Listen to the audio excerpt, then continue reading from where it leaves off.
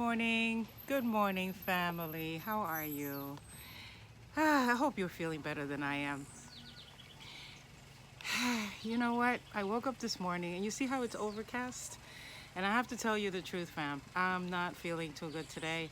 I woke up a little waterlogged, very achy. My bones are aching, my muscles are aching, and a lot of people think I don't get sick. Um, People think he's my neighbor. People think I'm always healthy because they never get to see me when I'm in my down moments. But I am being totally transparent with you. This is one of my moments where I'm not doing too good. And so I thought I'd share with you what I do when this happens.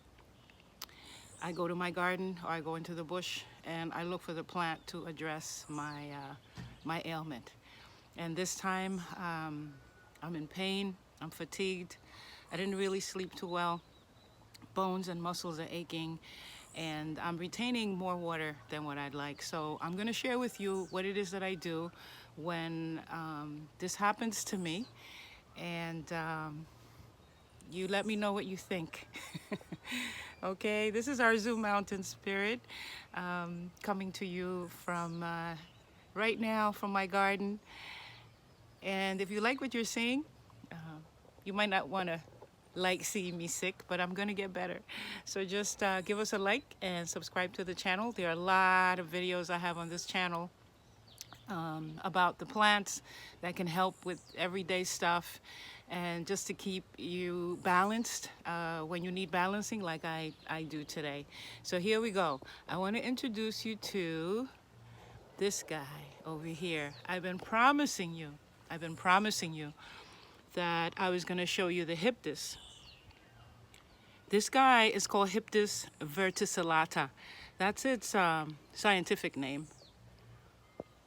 But for short, we just call him Hyptis.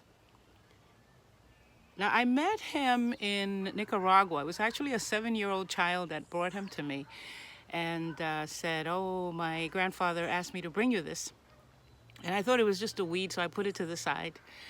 And then someone told me that the name of it was John Charles. That's the name they have for this plant in Nicaragua. Strangely enough, it's also known as John Charles in the other post-British colonies throughout the Caribbean. Now, this plant ended up growing just about everywhere the transatlantic slave trade touched. So everywhere black people landed from Africa, this plant grew, and it was used as medicine. And the midwives used it for cleaning out the womb. It's also used as a fertility helper to purge the uterus so that it can conceive a healthy baby. Isn't it beautiful? My grandmother called it hierba de San Martin, or the herb of Saint Martin. It's used in Haiti, Dominican Republic, also called Grand Baum, or the John Charles weed. The Tainos call it hierba boricua, hierba martina, or malcasada. I don't know where malcasada comes from. Malcasada grande. Mama Juana. This is the Mama Juana. I want you to get a little bit of a closer look. Take a look at the stem, and maybe you can see the flowers.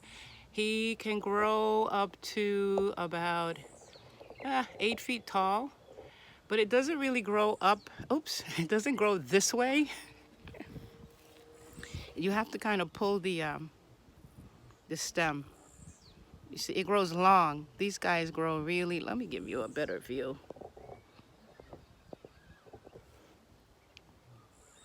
You see, these guys can grow up to about 8 feet, and they just spread up and outward. And they get so top heavy, especially when they seed, that they just lean over, and it really makes a very attractive addition to the garden. So he grows about 8 feet, 6 to 8 feet wide, I'll say, right? It's a perennial shrub, and it's a great food for pollinators. It attracts bees, butterflies, and all kinds of little good insects. As you can see, it's got the oval leaves right there, just so that you know how to recognize it. And those little white dots, where are they? Those are the flowers. Those are the flowers. And this plant is used medicinally and spiritually. And it grows, yeah, it grows everywhere. It grows in Belize, Costa Rica, El Salvador, Guatemala, Honduras. So you can get a good look. Panama, throughout the Caribbean, Puerto Rico, St. Lucia. So all you guys out there, look for this plant, because I know you can find it. St. Vincent, the Grenadines, all of Western South America, Colombia, Ecuador. There you go. This one isn't my bushiest one. I'll show you my bushy one later. But the John Charles is used traditionally by healers from all of the countries I just mentioned for a variety of illnesses. It's a cancer preventative. It's used for digestive disorders, stomach problems. It's used for respiratory disease, skin diseases, because it's great in the bath, for headache, which I kind of have one of those too. And it's an emmenagogue, so it's not really recommended for people who are pregnant, but it's a good herb for people preparing for fertility, because it does increase circulation to the uterus and flushes out the womb. It's a uterine purge. But my main one is that it's a sedative, and it's good for rheumatism and rheumatic pain. We also use it as an antispasmodic, so it's good for spasms. So yeah, it's cancer preventative, anti-tumor, anti-leukemic, anti-melanomic, anti-sarcomic, and of course it's an antioxidant. And some of the stomach disorders, digestive disorders that we use it for, are for removing stomach mucus, and of course sinus infections, which all have everything to do with your intestines. And you would use it as a tea for stomach ache, for diarrhea. And I remember my grandmother using it for dysentery. They say there's no cure for dysentery, but this guy is it for us. And of course, for colicky babies is one of those other herbs that's safe enough to use gently in a light infusion for colic.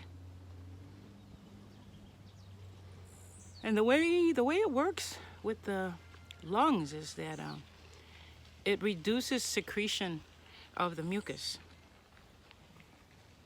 And with the digestive system, it cleanses and it purges the system, but it's very gentle. Now you can take the leaves, take a dead one there, and you can mash these up into a poultice. Where are you? Mash them up and use it on warts, acne. You can make a facial wash, a facial scrub. Use it for acne, and right on for skin infections, and of course allergic eruptions. So it's a great herb for baths. Great bath herb. Now for me, I'm gonna use it for body aches and arthritis pain. So I'm gonna make a tea with it. Probably use the leftover leaves for just rubbing all over my body, because it works right through the skin. You can use it topically on the skin to treat musculoskeletal pain, to treat the musculoskeletal system. And it does reduce bone and muscle pain. I can't wait to use it.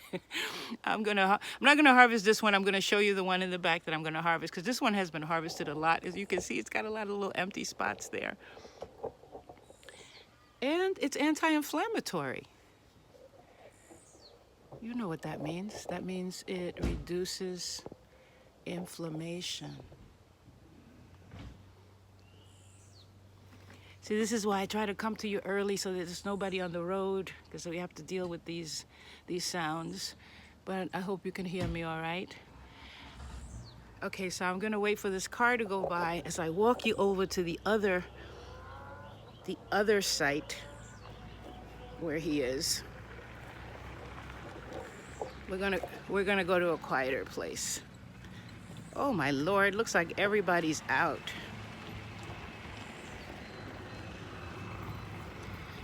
We'll soon be there. So in a way, the plant is listed as an abortifacient because it purges the womb. Anything that purges the uterus will be considered an abortifacient. Get you a good picture there. And there he is. Okay, he's a little bit greener. There you go.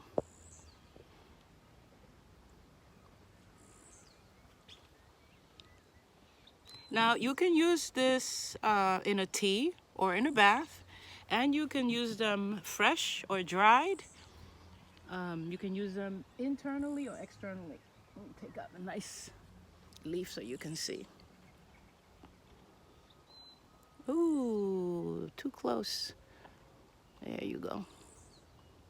And so this is a part you would harvest. You would harvest the leaves, and it gives plenty of leaves. And you can make a tea from it and drink the tea, but you can also make a tincture, or what we call an extract. I don't know which I'm gonna do. I think I'm gonna have the tea first, and then I'll put some in some brandy to cure for a few days. It doesn't take weeks for this guy. In a few days, he will transfer his medicine into brandy, and you can be good. But what I love about it is that it works almost immediately. I'll get you a closer look. Oh, yeah. Oh, come on. There we go.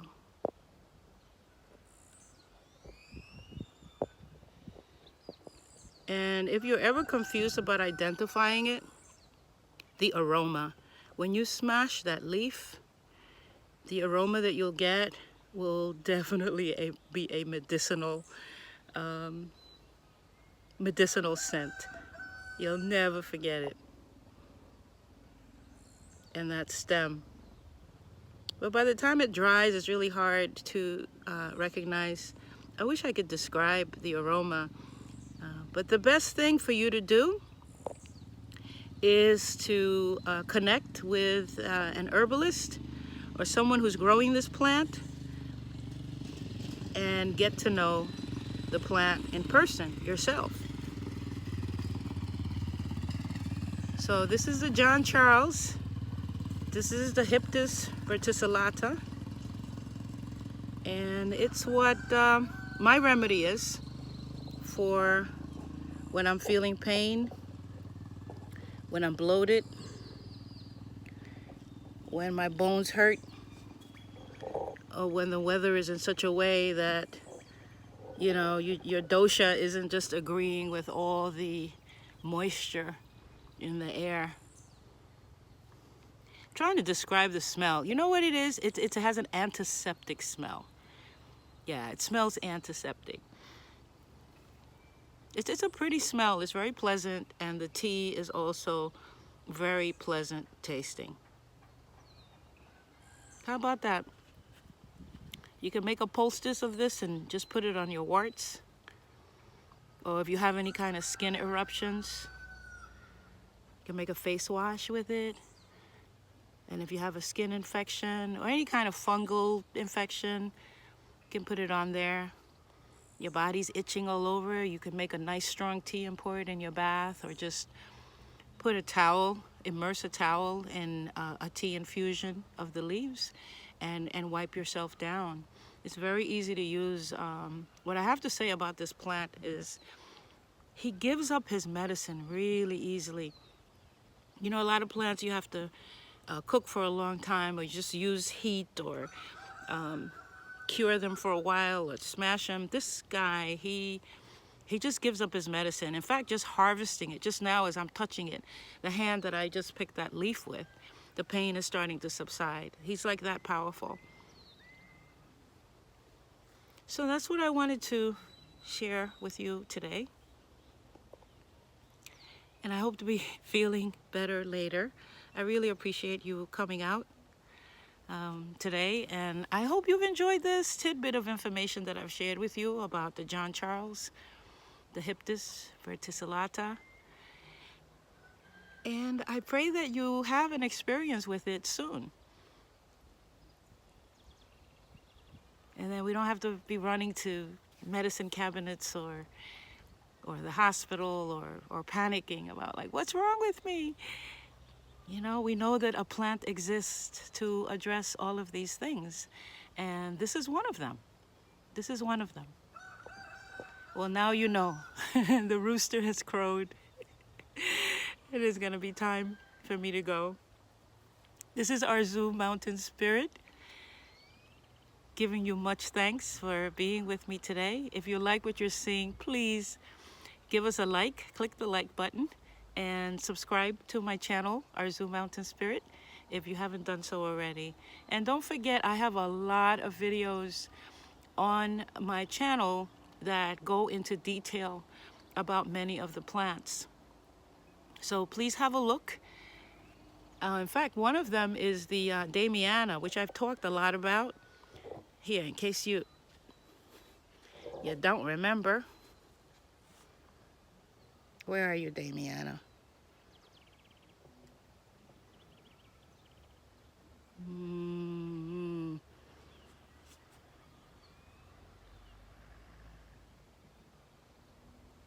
There you are. Oops, I lost it again. All right, guys, be patient with me. So one of them is a Damiana, Tornera diffusa. It's another one that's good for pain, but nervous kind of pain, calming the nerves and stuff. So have a look at some of the other videos and let me know what you think. So I'll be talking to you again. Oh yeah, there's another episode of our Zoo Mountain Spirit Speaks with Trina McGee coming soon. We're going to be delving deeper into different aspects of the mango fruit. So let me have a look at you one more time. Just trying to. Just for your kiss. Bye bye.